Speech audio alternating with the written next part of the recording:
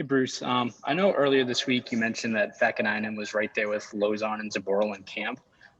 Looking at Urho's game and his overall approach, was there anything different that he showed you this camp as compared to the last few? A little more engaged. And by that, I mean, involved in the play, joining the rush, first in line in some of the drills, just a guy that was a little more, I guess engaged is the right word.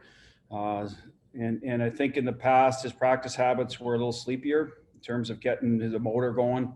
Sleepier is not the right word, but just it took him a while to get the engine revved up. And I think at this level, I know at this level, you're only out there. Today was a longer one for us, 30 minutes, 35 minutes. So you need to be ready to go when the first whistle goes for practice so that, you can sort of maximize the time you're out there. And that's some of the change a bit. Sometimes at lower levels, you go a little longer, a little more teaching, et cetera. And that's fine. That's the way it is. I've been there, but we're trying to get our work done quickly. And I think he's more in tune with that this year. As for his game the other day, similar again, right? I think it took a little while to get going, which is understandable. It's an outdoor game, his first game, but we want to get him to the point where a drop of the puck, he's focused, ready, and not unique to him. We've gone through it with other young guys, and that's where I feel he is. We'll go next to Steve Conroy. Go ahead, unmute yourself, Steve. Hey, Bruce. Miller, did he have a setback, or what's his situation? Who'd you say, Kevin? Yeah. Yeah, he went on. I'm sorry. He went on yesterday, and obviously didn't feel great today from his surgery. So he stayed off. He's not going to travel right away.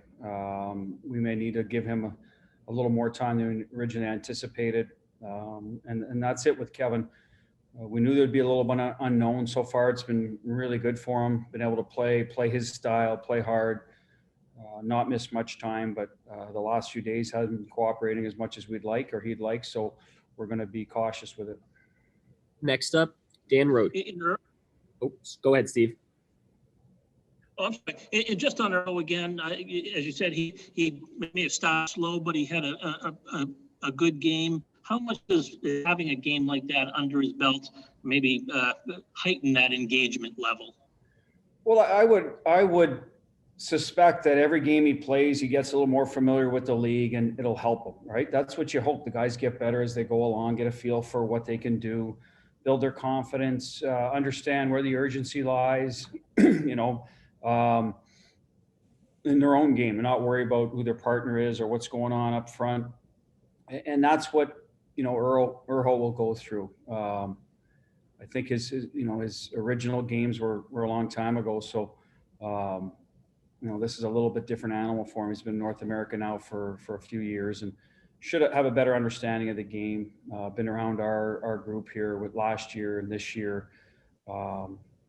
So that part of it, I hope, will come along quickly, and playing in a game like that, should help. But listen, it's piece by piece, right? I mean, there's a reason why they say it takes a long time for defensemen to truly get comfortable in the league. There's exceptions, you see that, I think, with McAvoy, but other guys, it's just, get the games in, get the reps in, get the experience, learn what you can get away with. And that was basically to me, day one for him, or game one for him. And he did a good job. He helped us get 2 points, got on the score sheet, played big minutes. And I think he's used to that. Steve Tuen Jr. was that guy that would go out and pace himself a little bit, play against good players every night. And so that's definitely in his DNA, but we want to make sure that the nights he's playing 15, 16 minutes, that they're real good 15, 16 minutes at top pace. So that's a balancing act we'll have to do with Urho.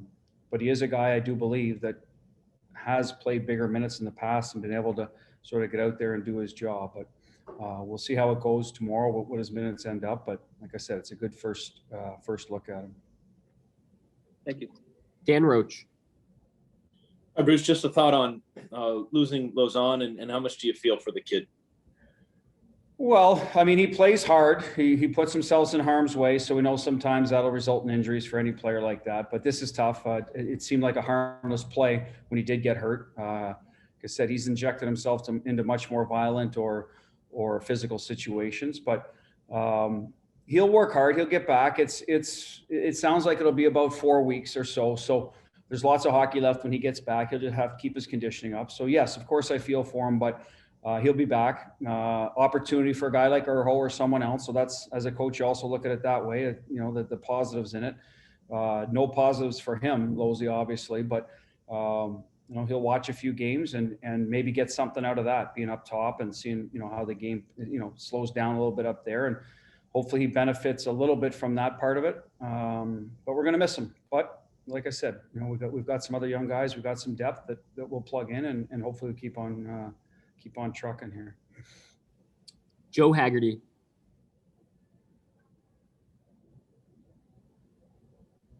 Go ahead, Joe.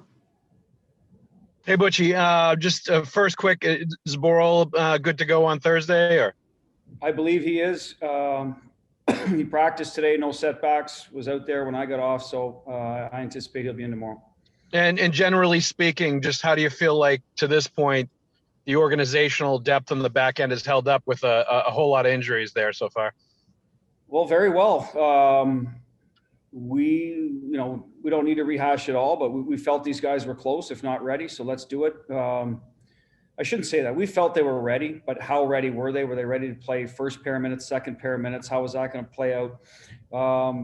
And they've done a nice job. I think they've had good support around them, goaltending, defensive play from the forwards, partners. And now it's Urho's turn. He'll get tested with a little more responsibility. So I think we've done well with it. Johnny Moore, patiently waited, has done a good job for us. Cliffy, we always knew would be in and out type of guy until someone went out on the right side. Well, Kevin's out, so his chance to play his strong side. So I think it's been really good for us. I would like to think that some of the run of the injuries hopefully are done, but you never can predict the future. Grizz is close. He skated this morning, so he's going to go on the trip with us. So he's another guy that shouldn't be too far out.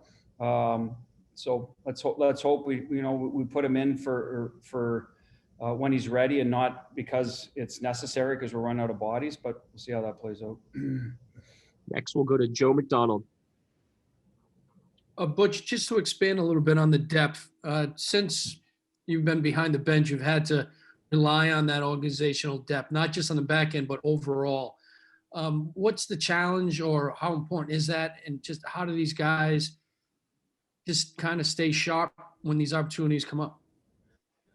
Well, the challenge is to win games, Joe, with guys that you're not sure if they can handle it, right? Until they get in there. And then you find out they do. And sometimes that's what you need, an opportunity. I think my mindset goes to probably my career as a player and a long time as a coach in the American Hockey League, that a lot of those guys, just given the opportunity and put in the right position, can contribute. I'm not saying they're going to go in and be superstars, but they're going to go in and contribute if, you put them in a position with a good partner, or, like I said, a good team that plays good team defense in this case, or if it's a forward with a line that they can just play to their strengths. So I've always believed that. You don't want to do it through up and down the lineup, every day, but if they're mixing them in at the right time, and the right time to me has always been, is your team playing well? It's so much easier to go into a lineup as a young guy knowing that, hey, I just got to do my part. The team's playing well. Where if it's not playing well and you start plugging guys in and then it continues to not go well, it looks bad on everyone. They get sort of the, well, he can't play in the league sort of label, and that becomes tough. So that's the way I look at it. And Urho's a good example coming in. The defense has been solid. The goaltending solid. We're keeping the puck out of our net. So a good time to go in as a defenseman. And again, just do your job. And I think players find it much easier to adapt to that type of environment. So that's the way I've looked at it. We know that that's a part of it. We knew when we sit down in the summer that we need pieces in our, outside of the 20 guys every night that can help us win, because I think our playing style too lends itself that we're going to play hard. We're going to practice hard. And sometimes you're going to have injuries when you play hard. So good for for management to identifying the right guys and the scouting staff that who can come in and help us. And it's not always the biggest name. It's what name is going to help us win and in what situation. So we've tried to identify guys for certain areas of the team. When they do go in, they can play again. We're not looking for a fourth line guy that's good on the penalty kill and a good physical player to go up and play in the first line, right? So you got to put them in the right spot to succeed. And I think that, like I said, the people upstairs have done a real good job identifying those traits and how they fit in. Thanks much. Take our final question from Paul Strzewski. Hi, Bruce. The last time you guys played outdoors at Notre Dame and beat Chicago, you went on to win 3 in a row after that and 4 out of 5.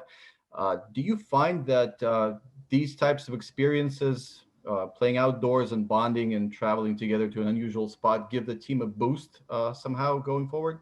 Yeah, I do. I mean, that's a small sample size, but I hope it happens again, to be honest with you. But I think when you lead, those are it's not just one of 56 or one of 82 on the schedule, those games, right? They're not. There's a little bit more that goes around it with it. So I think they last a little longer, both good and bad. I mean, when it goes well, then everyone's feeling good about themselves, and there's positive talk in the locker room, around the city, whatever the situation is. So I think that makes guys feel good about themselves. So that might have something to do with it. On the other hand, if it doesn't go your way, I don't know, maybe just put it behind you and move on.